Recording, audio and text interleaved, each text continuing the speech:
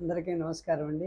ఇదో ఈరోజు తాత మనవడు కథలో భాగంగా మనం పోరికి పట్నం పోవద్దని ఒక పక్క ఏం జరుగుతుందో చెప్తూ పా మనవడిని కూడా దగ్గర కూర్చొని పెట్టి చెప్తున్నాడు. నాయన, భారతదేశం అనేటువంటి చాలా గొప్ప దేశము, ఆధ్యాత్మిక దేశము.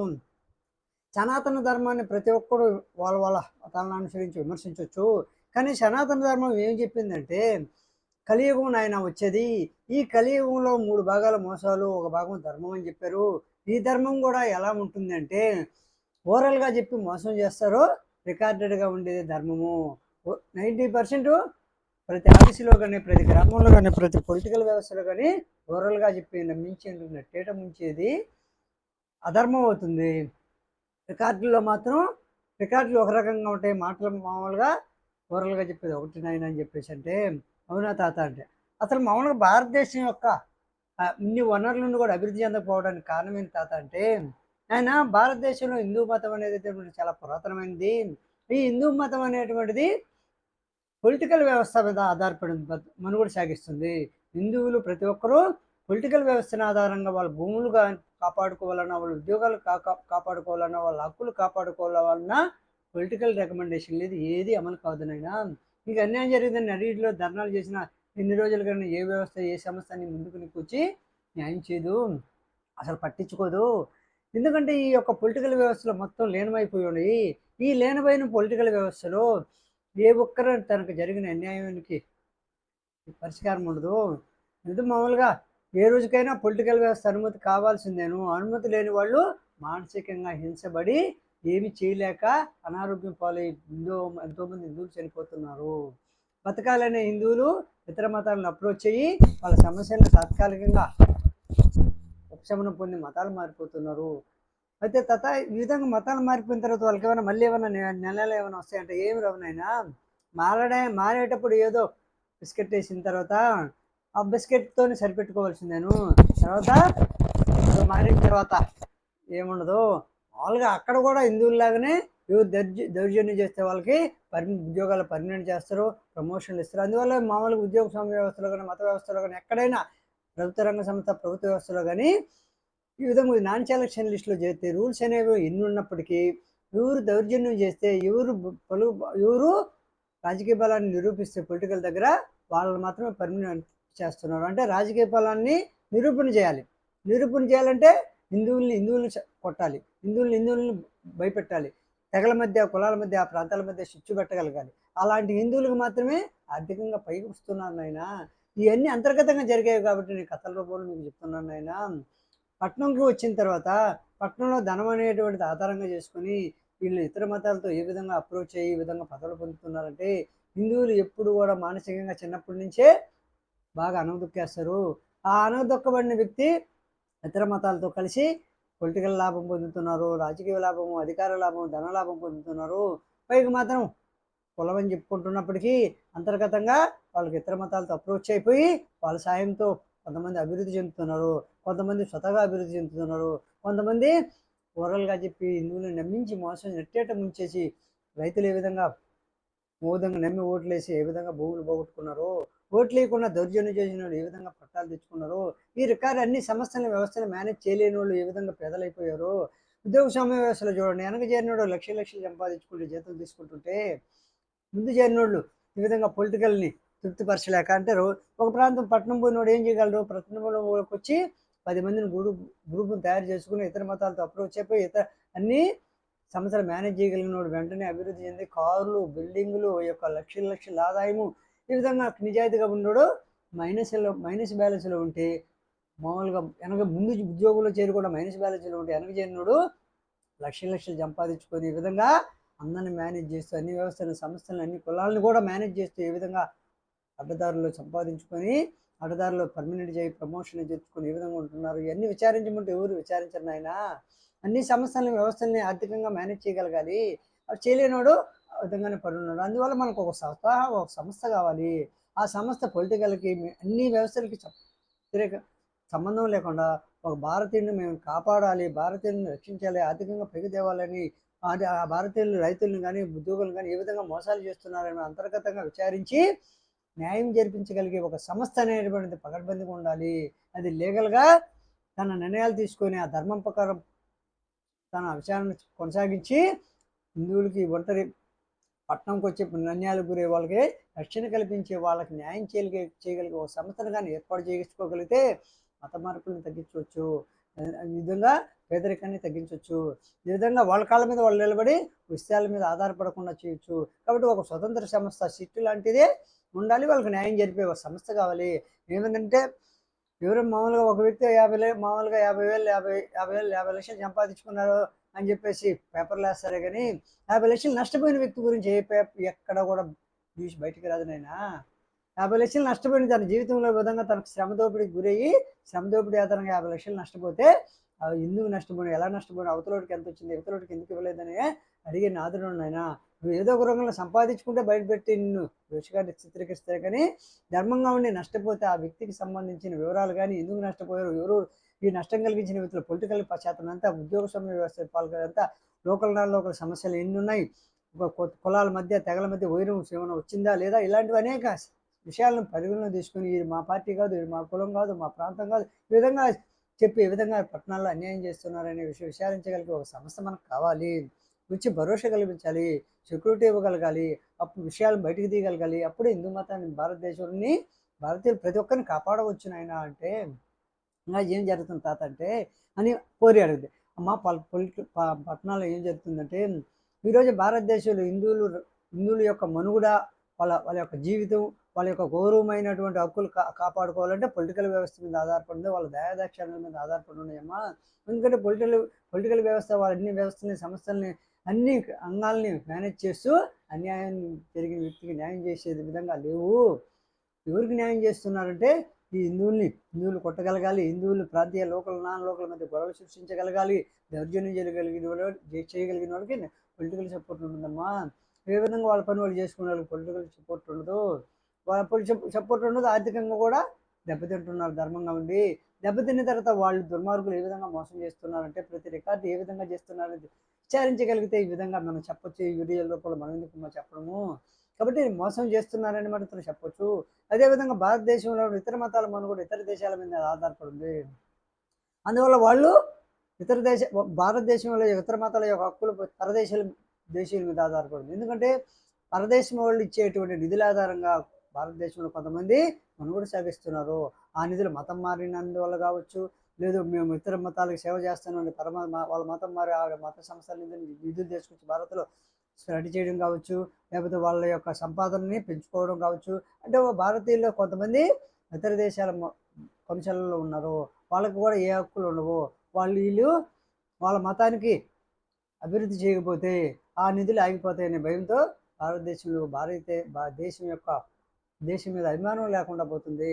అంటే భారతదేశంలో ఉన్నటువంటి ఒకే భారతీయుడు అనేటువంటి వాళ్ళు నిధుల కోసంగా ఈ యొక్క భారతీయుడు పొలిటికల్ వ్యవస్థలో పొలిటికల్ లీడర్ల మీద ఆధారపడి బతకలేక, వాళ్ళని తృప్తిపరచలేక, వాళ్ళు దౌర్జన్యం చేసి వాళ్ళ కంటిలో పడలేక, వాళ్ళ చూపులో పడలేక ఇబ్బందులు పడుతూ, ఈ మోసాలు చేసే వాళ్ళని శిక్షించే వాళ్ళు లేక, ఒక ప్రాంతం నుంచి మరో ప్రాంతం వచ్చే ఉద్యోగ సమయ వ్యవస్థలు వచ్చే దౌర్జన్యం చేసే వాళ్ళని ఏం అనలేక వాళ్ళకే సపోర్ట్ చేస్తూ నష్టం కలిగిస్తున్న విధానము అన్ని ఓవరాల్గానే జరుగుతాయండి. కొన్ని రికార్డు అప్పుడప్పుడు ఒక్కొక్కసారి రికార్డు ఎవిడెన్స్ దొరికినా పై స్థాయి నుంచి కింద స్థాయి ఎవరు పట్టించుకోరు. పొలిటికల్ సపోర్ట్ లేనిది పొలిటికల్ లేవనెత్తితే తప్ప ఏ విషయము భారతదేశంలో ముందుకు రాదు. అందువల్ల భారతీయుల యొక్క మనుగడ పొలిటికల్ వ్యవస్థ మీద ఆధారపడింది. స్వాతంత్రం వచ్చిన తర్వాత, స్వాతంత్రం రాకముందైనా ఎవరు బతుకులు వాళ్ళు బతుకుతున్నారు. అప్పుడు కూడా వాళ్ళకి మా భారతీయులు వాళ్ళ దగ్గర ఉండి జమీందారులుగానో లేకపోతే ఇంకొకటి మున్సిపల్గా కర్ణాలుగా ఉండి కొంతమంది ధర్మంగా ఉన్నా కూడా ధర్మంగా ఉన్నవాళ్ళు దెబ్బతిన్నారు, అధర్మంగా ఉన్నవాళ్ళు బాగా డెవలప్ అయ్యి పొలిటికల్గా మారి ఈ విధంగా అప్పుడున్న పరిస్థితులు ఇప్పుడు కూడా ఇంకా అమలు చేస్తున్నారు. పరదేశీయులు ఏ విధంగా హిందువులు ఏ విధంగా దోపిడీ చేశారో ఈరోజు స్వదేశీయులు కూడా వాళ్ళ దగ్గర ఉన్న వాళ్ళంతా వాళ్ళ దగ్గర ఉండి ఉన్న వాళ్ళని గుర్తించడంలో మనం విఫలమయ్యాము. వాళ్ళ దగ్గర ఉండి వాళ్ళతో స్నేహం చేసిన వాళ్ళు కూడా ఈరోజు భారతీయుల్ని మోసం చేస్తున్నారు. వాళ్ళు విభజించి పాలించే విధానం ఏ విధంగా అమలు చేశారో ఇప్పుడు భారతీయులు కూడా వాళ్ళు వెళ్ళిపోయిన తర్వాత వాళ్ళ దగ్గర నుంచి ప్రజాస్వామ్యంలోకి వచ్చేసి పొలిటికల్ లీడర్ కొంతమంది మారారు, ఉద్యోగులుగా మారి విభజించి పాలించే ఆధారంగా పట్టణాన్ని కేంద్రంగా చేసుకుని మోసాలు చేస్తున్నారమ్మా.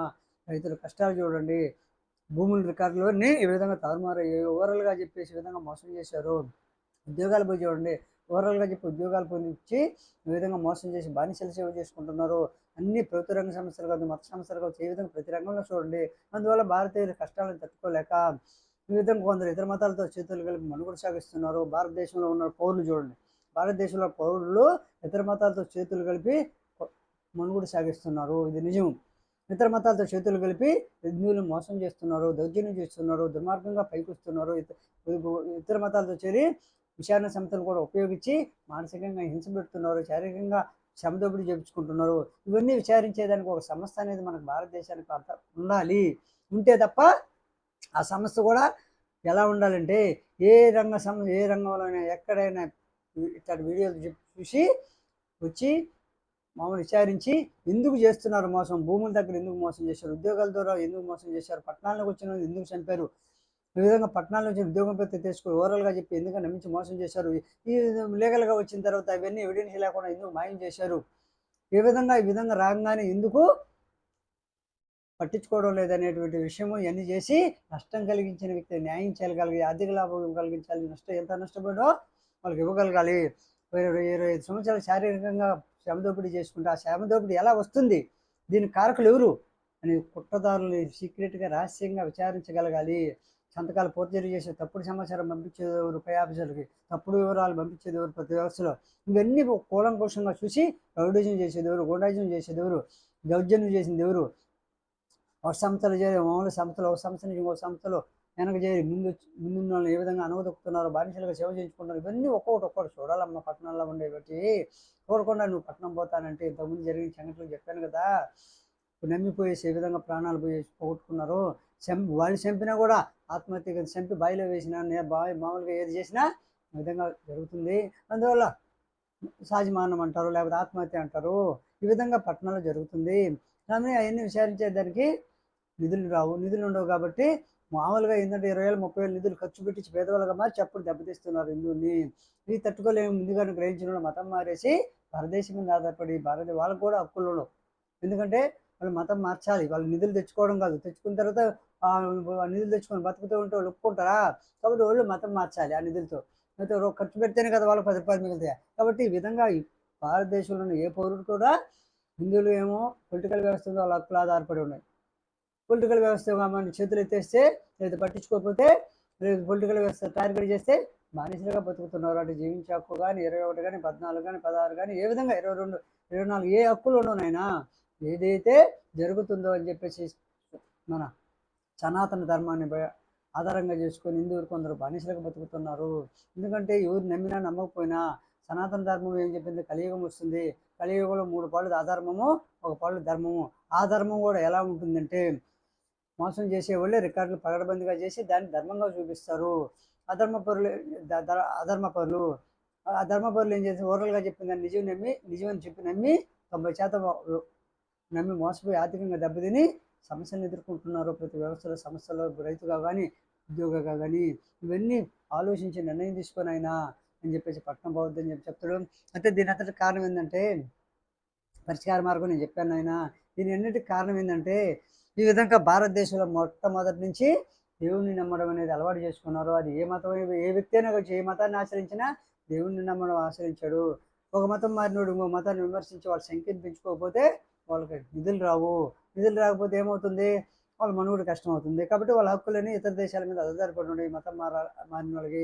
ఎందుకు మారారంటే హిందువుగా ఉన్నప్పుడు పొలిటికల్ సపోర్ట్ లేక ఈ విధంగా అందరూ ఉద్యోగ రాజకీయ ప్రతి రంగంలో ఏ విధంగా బానిసలుగా పనిచేశారు, ఏ విధంగా అనవదొక్కుంటూ వచ్చారు, ఏ విధంగా మానసికంగా హింసపెట్టారు చూస్తే హిందువుగా బతకాలనుకునేవాడు మానసికంగా శారీరకంగా హింసపడి శ్రమదోపిడిపోయి మత సంస్థలను పరిశీలించండి, ఉద్యోగ వ్యవస్థను పరిశీలించండి, రైతుల్ని పరిశీలిస్తే ఇవన్నీ బయటకు వస్తాయి నాయన.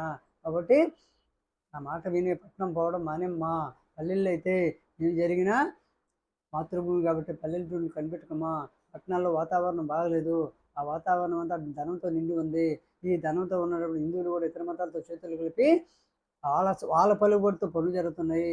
ఒక హిందువులు న్యాయం జరగాలంటే ఆ హిందూ ఇతర మతాలతో చేతులు కలపాలి.